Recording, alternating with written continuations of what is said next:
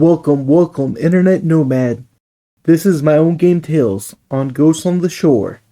Today I'm going to talk about a game by Like Charlie. These developers made the free game Maria's Room. I knew I had to pick up this game since I love that short teaser.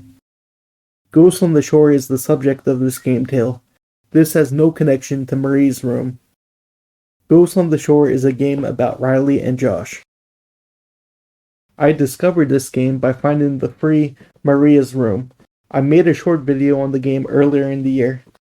I couldn't wait to make this game tale. I love this developer. After finding narrative games that are considered walk-in simulators, this is one of my favorite. Riley is leaving her world behind to explore the seas. She ends up on the Rogue Islands, an island which used to be home of Josh, is now completely empty.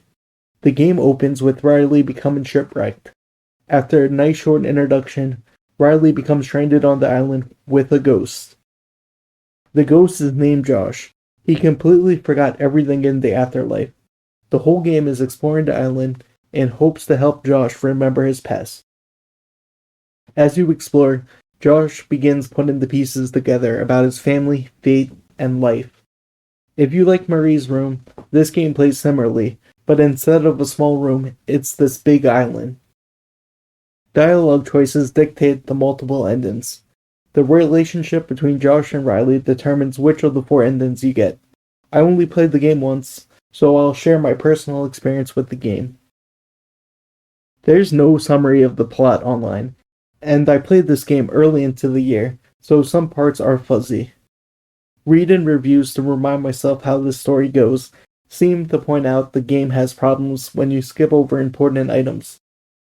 One reviewer mentioned that one playthrough he ignored everything, and Josh kept commenting on details he never looked at. My main problem with the game was pacing. When I played these narrative games, I like to rush to finish the story in my first playthrough to get the basis of the story. Then I usually replay the game and see all the hidden stuff. The problem I ran into was the dialogue sometimes was too slow for the speed the character goes. Basically, between segments, Josh and Riley would talk. Before I finished the conversation, I would hit a point that triggers a new dialogue. I think there was a better way to program that issue. That was my main complaint. My second biggest issue was the story. I don't know if I missed dialogue, but by the end I was so confused. I thought I missed something because the plot twist doesn't have the best build. I think I beat around the bush enough. Here's the spoiler section. Riley ends up being Nora, Josh's lover. I don't know why. I ended up getting the good ending. I was completely confused at this revelation. I must have missed a dialogue sequence or something. Riley ends up realizing she is Nora. I might need to make this game a second playthrough down the line. Usually I don't take story notes because I never played a smaller indie game like this one. Usually the game has a wiki page that helps me remember the story. This game only had a few reviews without many spoilers. The ending is based on dialogue choices. If you're nice with Josh, the player gets the better endings.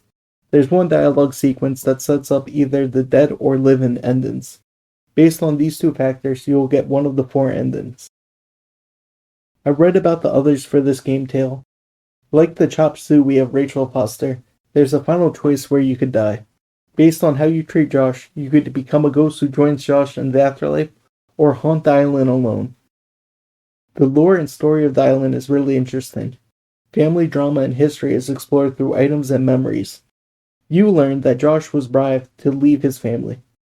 Riley gets completely upset with Josh until he shows you what really happened that night. I like the ending I got.